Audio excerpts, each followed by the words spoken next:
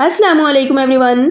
अगर आपको लच्छा पराठे बनाना मुश्किल लगते हैं या ठीक से बन नहीं पाते तो आज की ये वीडियो देखकर आप पराठा मास्टर बन जाएंगे और यकीन करें पहली ही बारी में ऐसे शानदार पराठे तैयार होंगे कि आप खुद हैरान होकर रह जाएंगे। पराठे की इतनी लेयर बनेगी कि गिनना मुश्किल हो जाएगा। इसी के साथ आपको फ्रोज़न पराठा के हवाले से भी कुछ टिप्स दूंगी कि आप किस तरह घर पर बगैर किसी खर्चे के घर की चीज़ों को रीयूज़ करके पराठों को महीनों के लिए स्टोर कर सकते हैं। तो फिर देर किस बात की, बढ़ते हैं अपनी इस शानदार सी रेसिपी को बनाना शुरू करते हैं। बिस्मिल्लाहिर्रहमानिर्रहीम। तो सबसे पहले मैंने यहाँ पर ले लिया है फ़ाइन आटा। 1 kg मैंने फ़ाइन आटा लिया है और इसको मैंने अच्छे से छान लिया है। अगर आपके पास फ़ाइन आटा अवेलेबल ना हो तो फिर आप क्या करें कि नॉर्मल चक्की का आटा ले लें और इसमें थोड़ी सी मिकदार में मैदा भी ऐड करें, जिससे बड़ा ही शानदार सा रिजल्ट आपको मिलेगा। तो अब यहाँ पर हम इसमें कुछ चीज़ें ऐड करेंगे। तो सबसे पहले मैंने इसमें 1 टीस्पून नमक ऐड किया है और ये है मेरे पास ग्लूकोज़ पाउडर। अच्छा, ग्लूकोज़ मैं इसमें 2 टेबलस्पून ऐड करूँगी। अगर आपके पास ग्लूकोज़ ना हो तो फिर आप चीनी का ही पाउडर बनाकर इसमें ऐड कर सकते हैं, लेकिन ग्लूकोज़ डालने से पराठे को बड़ा ही शानदार सा कलर मिलता है, तो इसलिए कोशिश करें कि ग्लूकोज़ पाउडर का ही यूज़ करें। अब यहाँ पर मैं इसमें घी ऐड करूँगी। फ्रेंड्स, घी से आपके पराठे बड़े ही क्रिस्पी से बनते हैं, इसलिए घी का ही यूज़ करें। तो 2 टेबलस्पून मैंने इसमें घी ऐड कर दिया है। इसे अब हम आटे के साथ अच्छे से मिक्स करेंगे। तो आगे चलकर हम देख लेंगे कि अगर मुझे घी की ज़रूरत और पड़ी तो जैसा कि मैंने 1 टेबलस्पून इसमें और डाल दिया है, क्योंकि यहाँ पर घी की मिकदार मुझे कम फील हो रही थी। तो ये घी इसमें ऐड करने के बाद अब हम आटे को मसल कर तैयार करेंगे। तो जब इस स्टेज पर आटा आ जाए कि हम इसको मुट्ठी बनाकर देखें और आटा इकट्ठा होने लगे, तो अब हम आटे को गूंदना स्टार्ट करते हैं। तो ये नॉर्मल टैप वाटर है, यहाँ पर मैं थोड़ा थोड़ा पानी ऐड करती जाऊंगी और आटे को हमने गूंद लेना है।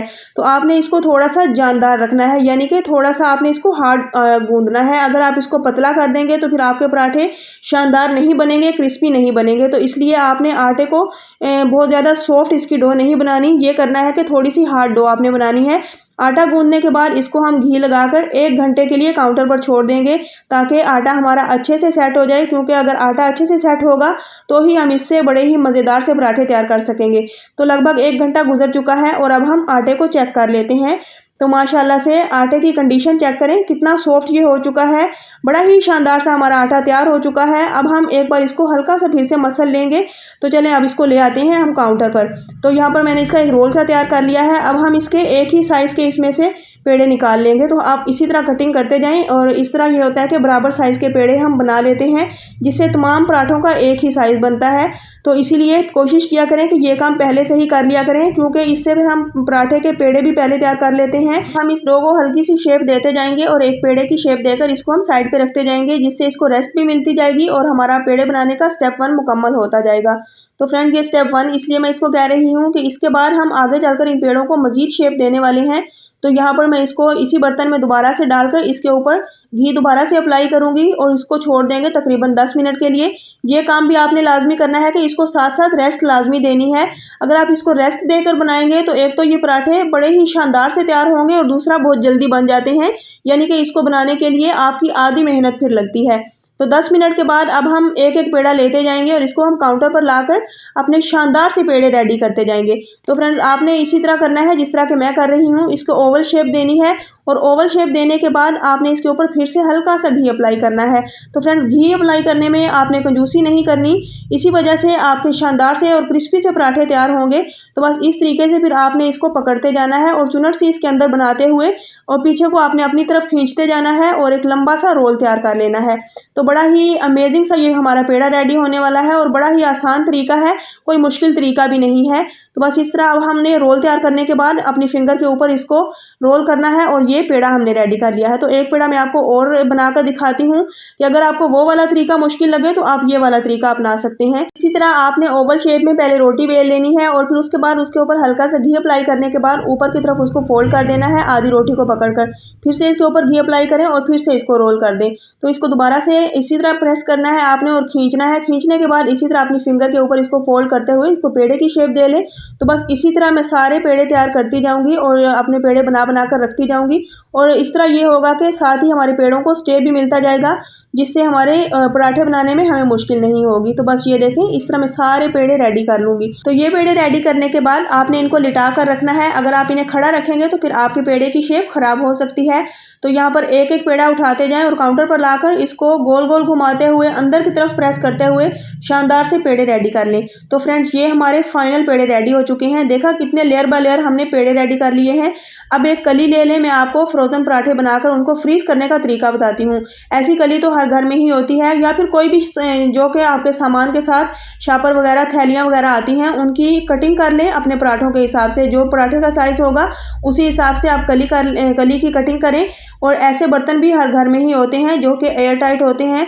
तो फिर आप इस तरह के एयर टाइट बर्तन में पराठे बनाकर स्टोर कर सकते हैं। बस एक एक पेड़ा उठाते जाएं और काउंटर पर लाकर उसको हल्के हाथों से या फिर बेलन का इस्तेमाल करते हुए पराठे की शेप दे लें। जिस साइज़ में आप पराठे को रखना चाहते हो उतना आप पराठा तैयार करें।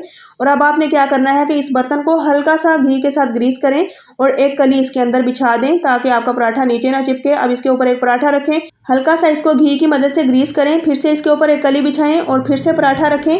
इसको आप फिर से घी की मदद से ग्रीस करें। अगेन यही अमल दोहराते दोहराते आप 10 से 12 पराठे एक ही टाइम पे एक ही बर्तन में डालकर स्टोर कर सकते हैं।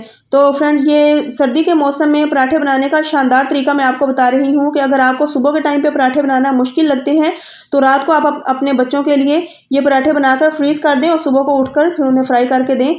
तो इंशाल्लाह बच्चों को बड़े ही पसंद आते हैं। इसी तरह आप ये पराठे बनाकर रमज़ानुल मुबारक के लिए स्टोर कर सकते हैं।